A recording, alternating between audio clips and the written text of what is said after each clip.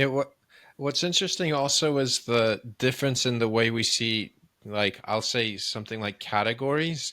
And what I mean by that is when we think of a whale, we think of what we biologically know as a whale in a materialistic sense, right? Like what science has defined as a whale.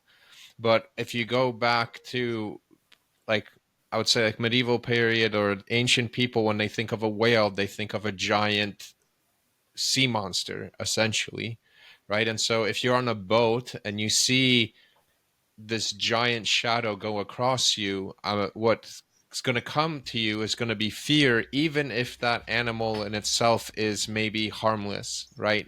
But the fact of its massive size, it it still brings about fear and the unknowingness of it. And so when you have stories, for example, of Jonah and the whale, you have this disconnect of the meaning of the story because everybody thinks of the biological meaning of a whale instead of a very large ominous thing that swallows you, right? And so, you know, you have, for example, icons that Jonathan Pajot popularly has one where like the whale is swallowing Jonah and it looks more like a sea monster as teeth and stuff.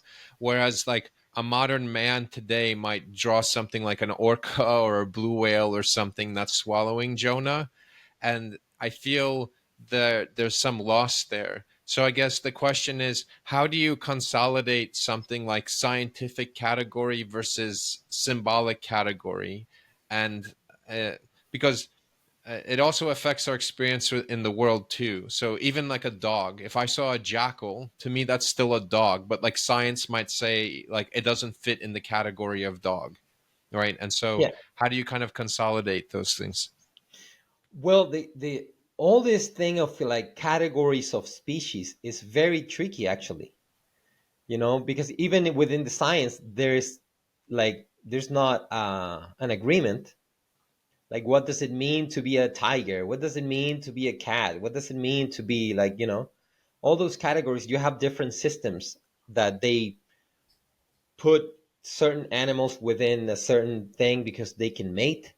Some others put it because they live to close together. Some other, like, all the categorical system, it's not a set in stone kind of thing. You can check this out anywhere. Like, it's not something like, yeah, yeah, yeah, this is the one system that everybody uses. Not at all.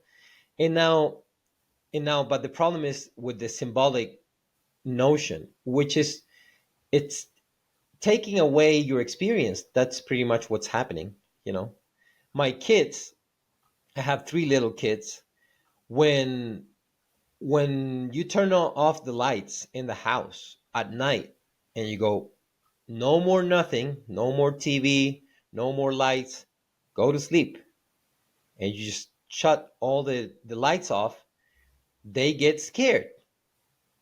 Like, that's just something that happens to them. And you can light the house again back and say, it's the same house.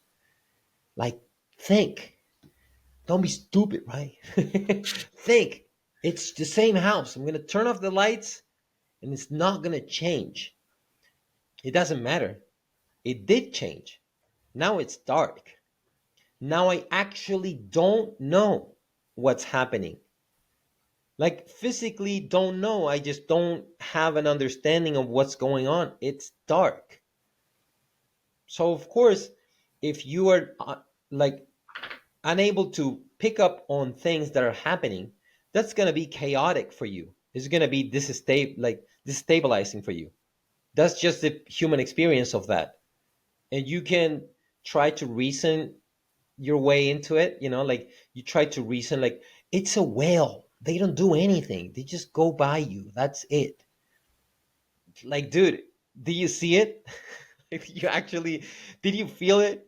You saw how it moved everything, how it moved our boat, how we could just fall into water and like just lose everything. Didn't you just sense that?